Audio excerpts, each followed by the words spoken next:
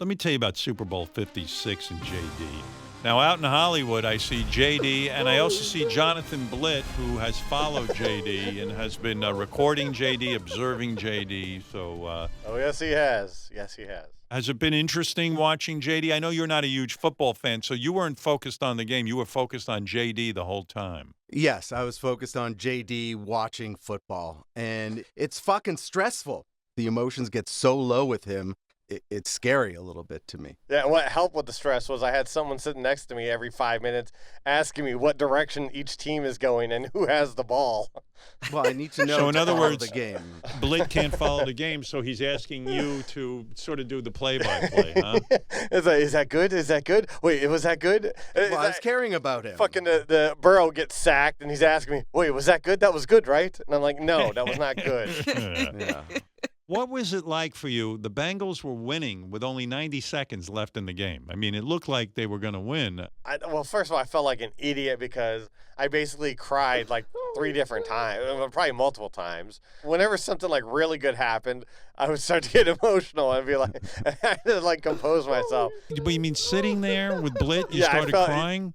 Yes, I had to like stop myself. I was like, you got to get hold of yourself. You look ridiculous right now. I can't believe he was willing to do all of this in public. You know, that stuff you do at home when nobody else can see you is one thing. So when JD got out to Hollywood, right away his big connection is Ryan Phillippe, the actor. He blew off Jerry O'Connell. You know, Jerry O'Connell was pissed. He even was he? Yeah. Oh, Here, I'll play. Here's a voicemail. This is Jerry O'Connell being mad at JD. He offered his house to JD. Hollywood Harmeyer. It's Jerry O'Connell. Guess you don't want to stay at our house out here in Los Angeles. If you want us to leave you alone. We're going to have a lot of fun, Hollywood Harmeyer. We're going to hit the gym. We're going to work on our musculature. What the hell you? Have fun, Hollywood Harmeyer. So what happened when you got out to L.A.? You guys took a plane out there. I did tell people when we flew that it was his first time flying. He told every single person that we would walk by that it was my first time flying. Even when we got off the plane, that was his first flight. That was his first flight. I'm like, stop it. It started with the baggage claim lady, and she's like, really? What? Yeah, that's right. Do you tell the baggage lady that, in fact, it is not your first flight? Yes, I say it's not my first flight. Stop it. He's being stupid. He needs to go along with Then we the go bits. through security. He's telling the security person. Then we get to like our gate. He's telling people there. And then we get on the plane. He's telling the flight attendant. Then we sit down. He's telling the people sitting around us. It was literally like nonstop. I really hope that they announced on the loudspeaker that we have a first-time flyer today. His name is J.D. Harmeyer. I think on the way back, I'm going to tell them that it's our 1-year anniversary as a gay couple and that it's his first time flying. No. That'll do it. I think, I think that'll be really good.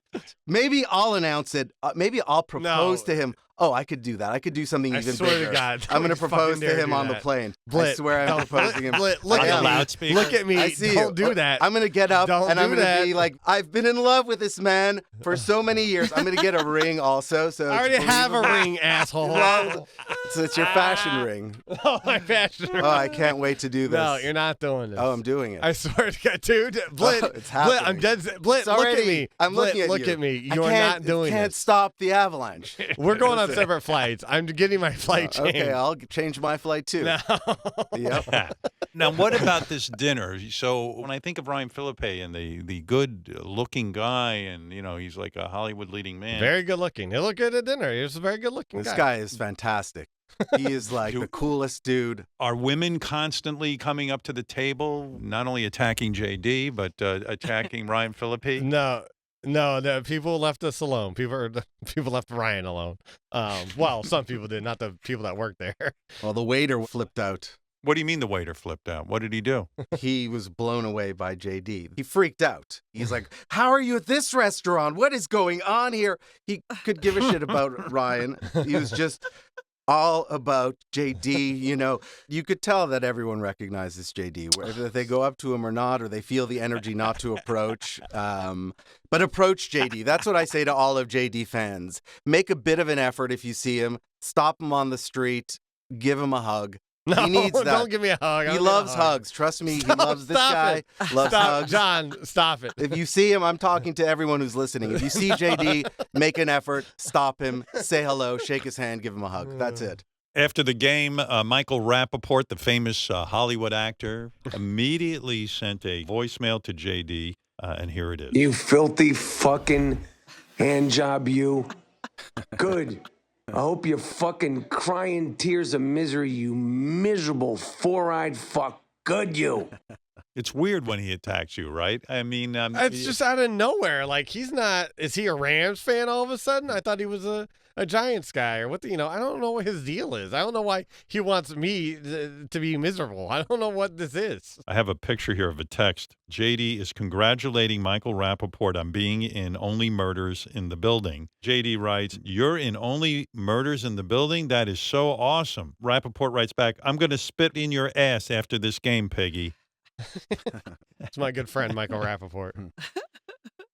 Oh, and then I guess you guys went on a hike while you were out in L.A. and JD was all out of breath. 3 miles he couldn't do?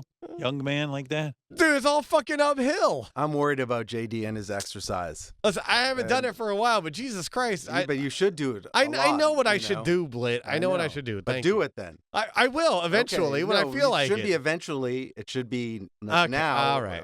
We don't want to lose you, JD. You're an American treasure. I'm fine. Thanks. It's true. He's very out of shape and he's getting fat, and it worries me. After the hike, JD had a turkey club with roasted potatoes and chocolate mousse for lunch. I mean, that's a hefty lunch for a big boy. Do you need mousse for dessert, for lunch? I wasn't looking for dessert. Fucking shithead here was like, bring out the dessert. Bring out the dessert. So what about the fruit? Look at the dessert.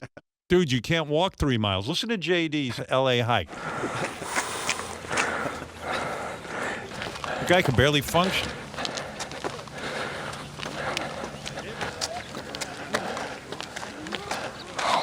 John, were you nervous for him? Like he... I was, nervous. I mean, I was a little nervous. He was very angry. A pack of little dogs beat him to the top. The dog just beat you. Look, all these dogs are beating you. What do you weigh these days? I'm probably like 220.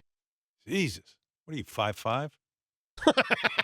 5'8". 5'8". Or 5'9", one of those. Big boy. What? You got? When did you get to be 5'9"? Shut up. I just wish he'd exercise more, and then he could enjoy all the food he wants to eat. He just has to have that motivation to walk. He doesn't walk. He says, Right. I haven't walked in 3 months. I mean, like I haven't gone out like on like a regular walk. You need to break a sweat. Yeah, I know what I need to do. Yep. I'll get to it. Were you sore after the big hike for 3 miles? I was irritated. I was irritated in certain areas. Penis? I think the sack, rubbing and slapping up against the legs or something. I don't know. Ugh, disgusting. No. Shut up, Way to sack. brag You about wanna your talk. sack. Well, I mean, my sack was banging up know. against I my I leg. don't know. I'm not paying attention to what's going on. I'd like to take you on another hike, JD, before we I don't leave. want to do another hike. I'm not doing another hike. But you enjoyed it after. You really said I like it. the accomplishment of it, but I'm not looking to do another hike. Yeah, we got JD, what if he puts a cheeseburger at the end of the hike? Will you do it? No, shut up.